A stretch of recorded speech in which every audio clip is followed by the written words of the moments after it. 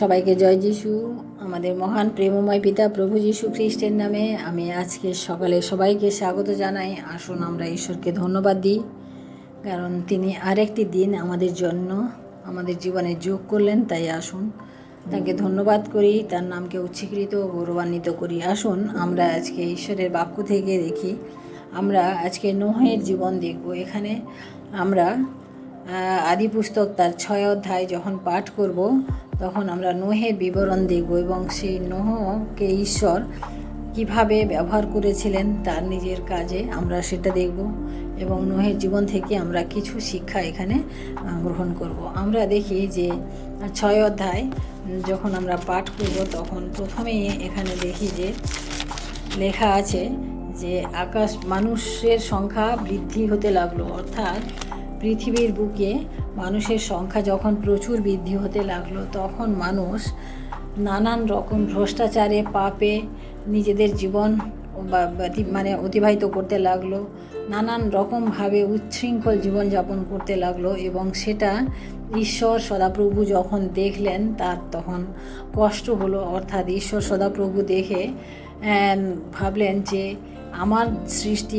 আমি যে মানুষকে নিজের প্রতিমূর্তিতে নিজের হাতে তিনি তৈরি করেছিলেন, সেই মানুষের আজকের এই রকম দুরবস্থা দেখে ঈশ্বরের রাগ হলো এবং তিনি অনুশোচনাপূর্বক মনোপীড়া পেলেন, অর্থাৎ দুঃখ পেলেন। তারপরে ঈশ্বর একটা সিদ্ধান্ত নিলেন যে এই উচ্ছৃঙ্খল মানুষকে তিনি সর্বশুদ্ধ তিনি বিনষ্ট করবেন, এই রকম একটা সিদ্ধান্ত নিলেন। এবং সেই সময় তিনি ঈশ্বরের নোহের দিকে দৃষ্টি গেল। সেই নোহ সম্পর্কে আজকে আমরা দেখব। সেই নোহ সম্পর্কে আমরা এখানে 9 পদে দেখি যে নোহ তাৎকালিক লোকদের মধ্যে ধার্মিক ও সিদ্ধ লোক ছিলেন।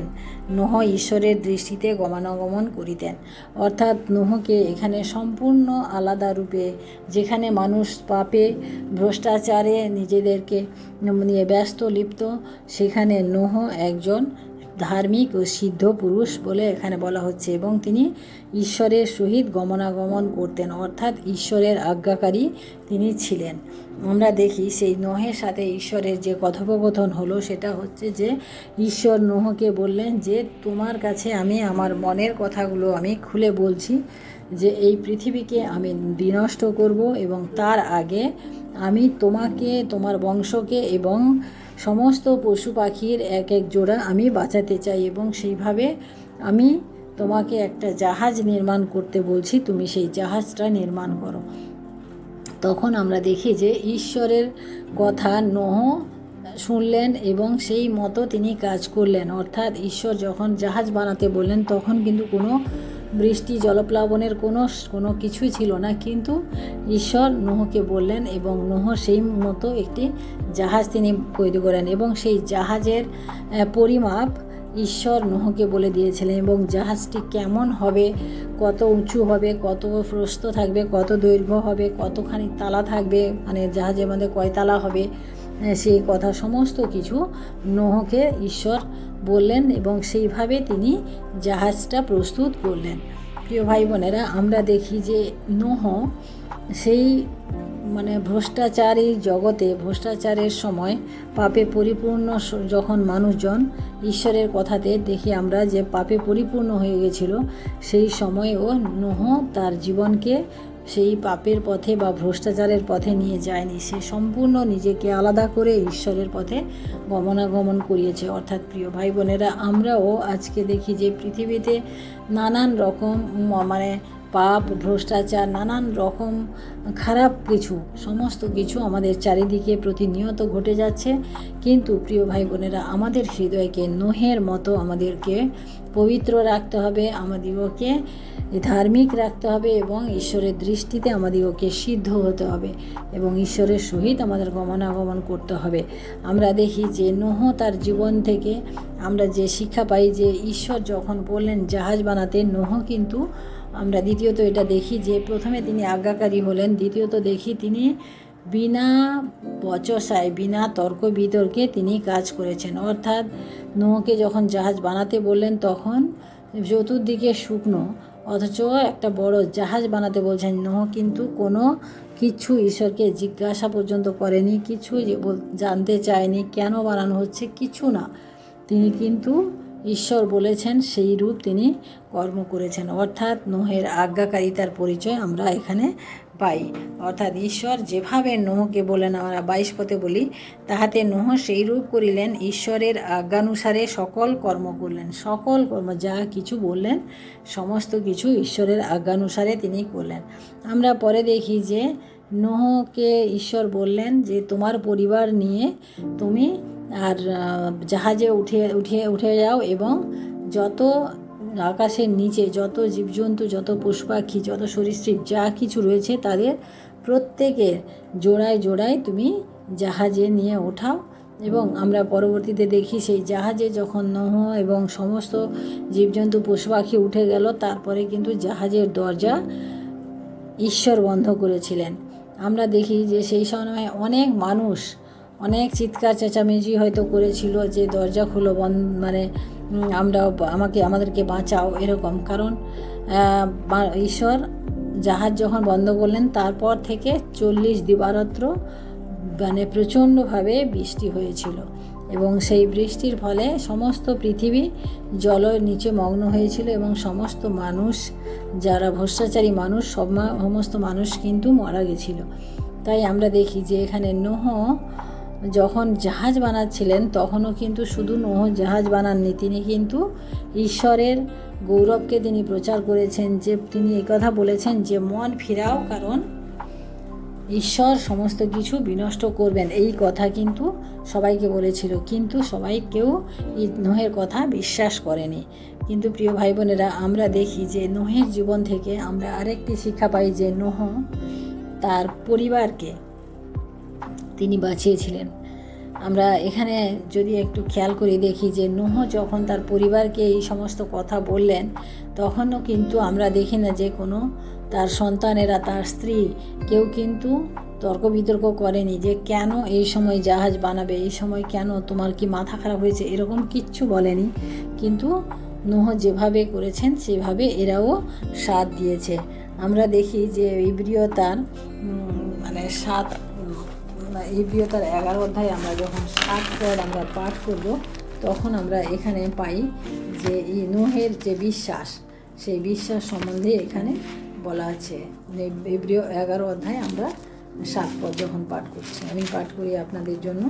এখানে বাক্য বলে যে বিশ্বাসে নোহ যাহা যাহা দেখা যাইতেছিল না এমন বিষয়ে আদেশ পাইয়া ভক্তিযুক্ত ভয়ে আবিষ্ট হইয়া যাহার আপন পরিবারের ত্রাণার্থে এক জাহাজ নির্মাণ করিলেন এবং তদ্বারা জগৎকে দোষী করিলেন ও আপনি বিশ্বাসানুরূপ ধার্মিকতার অধিকারী হইলেন। অর্থাৎ আমরা দেখি পরিবারের ত্রাণার্থে, পরিবার কি করে ত্রাণ পেল, এত ভ্রষ্টাচারের মধ্যেও যে তার পরিবার ভালো ছিল, তার জন্য সমস্ত কৃতিত্ব কিন্তু আমরা দেখি নোহের। কারণ নোহ ধার্মিক ছিলেন, নোহ ঈশ্বরের দৃষ্টিতে সিদ্ধ ছিলেন এবং নোহ ঈশ্বরের সহিত গমনাগমন করতেন।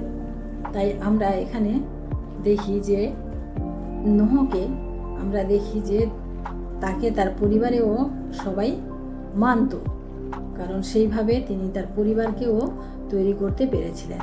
তাই প্রিয় ভাই বোনেরা, আমরা আজকে দেখি যে নোহের জীবন থেকে যখন আমরা শিক্ষা করি তখন আমরা দেখি যে নোহের মতো যে একজন আজ্ঞাকারী, সেই আজ্ঞাকারী ও আমাদের হওয়া উচিত। কারণ এই পৃথিবীতে, এই ভ্রষ্টাচারের যুগে, এই পৃথিবী যখন নানান রকম সংকটের সম্মুখীন, এই সময়েও প্রভু যীশু আমাদিগকে তার বাক্য দিয়েছেন। কারণ নোহের সময় ঈশ্বরের বাক্য ছিল না, কিন্তু এখন আমরা দেখি ঈশ্বরের বাক্য আমাদের হাতে রয়েছে। সেই সময় ঈশ্বর সরাসরি নোহের সাথে কথা বলেছিলেন, কিন্তু এখন আমরা প্রভু যীশুর পবিত্র বাইবেল আমরা আমাদের কাছে পেয়েছি। এখান থেকে আমাদের সমস্ত কিছু আমরা জানতে পারি, সমস্ত কিছু আমরা বুঝতে পারি। তাই প্রিয় ভাই বোনেরা, আমরা নোহের মতো যদি জীবনযাপন করতে পারি, যদি নোহের মতো আজ্ঞাকারী হতে চাই, তাহলে আমাদেরকে প্রতিনিয়ত অনেক অনেক করে বাইবেল পাঠ করতে হবে এবং আমাদেরকে সেই শিক্ষা লাভ করতে হবে যা নূহ করেছিলেন। কারণ সবাই ভ্রষ্টাচার, সবাই মিথ্যা কথা বলছে, সবাই দোষ করছে, আমরা যেন সেই বাহানায় আমরাও যেন সেরূপ না করি। কারণ ঈশ্বর আমাদিগকে সম্পূর্ণ আলাদা রূপে মনোনীত করেছেন। কারণ আমরা যখন মায়ের গর্ভে ছিলাম তখন থেকে ঈশ্বর আমাদিগকে মনোনীত করেছেন, যাতে আমরা তার কথা মতো চলি, তার বাক্য মতো আমরা জীবনযাপন করি। কারণ তিনি যাদেরকে মনোনীত করেন তিনি তাদের জন্য এক পরিকল্পনাও করে রাখেন। কারণ সেই পরিকল্পনা তিনি আমাদের জন্য করেছেন। তাই প্রিয় ভাই বোনেরা, আসুন আজকে আমরা ঈশ্বরকে ধন্যবাদ দিই যে আমরা এখানে নোহের জীবন থেকে দেখলাম যে তিনি আজ্ঞাকারী ছিলেন, তিনি বিনা তর্ক বিতর্কে কাজ করেছিলেন, তিনি নিজের পরিবারকে তিনি পরিত্রাণ করতে পেরেছিলেন এবং তিনি সম্পূর্ণ ঈশ্বরের উপর বিশ্বাস ছিল এবং তিনি ঈশ্বরের সহিত গমনাগমন করতেন। আমরা আরেকজনকে দেখি যে আব্রাহাম, তিনিও ঈশ্বরের সহিত গমনাগমন করতেন এবং তিনিও ঈশ্বরের কাছে সিদ্ধ ও ধার্মিক লোক ছিলেন।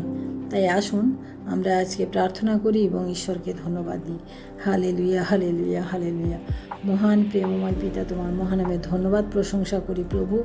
আজকের এই সুন্দর সকালে আরেকটি বার প্রভু আমরা এই বাক্য আলোচনা করতে পারলাম প্রভু। এই বাক্য থেকে যে শিক্ষা আমরা পেয়েছি প্রভু গো, সেই শিক্ষার মধ্য দিয়ে প্রভু গো যেন আমরা আমাদের নিজেদের জীবনকে এগিয়ে নিয়ে যেতে পারি প্রভু এবং আমাদের জীবনকে পরিচালনা করতে পারি প্রভু। নূহ যেভাবে আজ্ঞাকারী ছিল, বিনা বচসায়, বিনা তর্কে, বিনা কথাবার্তায় তিনি যেভাবে ঈশ্বরের আজ্ঞা মেনে চলেছিলেন, আমরাও যেন সেইভাবে মেনে চলতে পারি প্রভু। কারণ আমরাও যেন নূহের জীবন থেকে এই শিক্ষা পাই যে আমরাও যেন আজ্ঞাকারী হই। আজ্ঞাকারী কথার অর্থ যেন যেভাবে নূহ পালন করেছেন সেভাবেও যেন আমরা পালন করতে পারি। কারণ সংকট নানান সময়ে নানানভাবে আমাদের সম্মুখে আসে, কিন্তু আমাদেরকে ঈশ্বরের পবিত্রতা, ঈশ্বরের সঙ্গে গমনাগমন আমাদিগকে বজায় রাখতে হবে। তাহলে আমরা আমাদের জীবনে যে এগিয়ে যাচ্ছি, যে পথে আমরা যাওয়ার চেষ্টা করছি, যেখানে আমরা পৌঁছানোর চেষ্টা করছি, সেই দ্বিতীয় আগমনে আমরাও যেতে পারবো। কারণ নূহ যেভাবে ঈশ্বরের সহিত গমনাগমন করেছিলেন, তিনি দ্বিতীয় আগমনে ঈশ্বরের সাথে আবার দেখা করেছিলেন। তার কারণ যখন জলপ্লাবনে সমস্ত পৃথিবী ধ্বংস হয়ে গেছিল, তারপরে কিন্তু নূহ একমাত্র যিনি ঈশ্বরের অনুগ্রহে পুনরায় এই পৃথিবীর বুকে আবার সৃষ্টির সৌন্দর্যকে তিনি নিয়ে এসেছিলেন। তাই আমরা ঈশ্বরকে ধন্যবাদ দিই যে তিনি আমাদের জীবনে ও তার সেই অনুগ্রহ দেখতে চান, যে অনুগ্রহ তিনি আমাদেরকে দান করেছেন, সেই অনুগ্রহ আমরা কতটা মেনে চলি সেটা তিনি দেখতে চান। তাই আসুন আমরা ঈশ্বরকে ধন্যবাদ দিই এবং তার আজ্ঞা সকল আমরা পালন করি এবং নূহের জীবন থেকে আমরা যা শিক্ষা লাভ করলাম সেইভাবে আমরা নিজেদেরকে এবং নিজেদের পরিবারকে আমরা রক্ষা করি। আর ঈশ্বরকে ধন্যবাদ দিই, আমাদের সারাটি দিনের ভার তিনি নেবেন, আমাদেরকে রক্ষা করবেন, সুরক্ষা করবেন, আশীর্বাদ করবেন। তাই ধন্যবাদ করি, সমস্ত মহিমা গৌরব প্রশংসা তাকে দিই। আজকের এই দিনের ভার তার হাতে রাখি, এই বিনতি প্রার্থনা চাই আমাদের মুক্তিদাতা ত্রাণকর্তা প্রভু যীশু খ্রিস্ট তোমারই নামে, আমেন। সবাইকে জয় যিশু। সবাই ভালো থাকবেন, সুস্থ থাকবেন। আজকের দিনটি সবার শুভ হোক। জয় যিশু।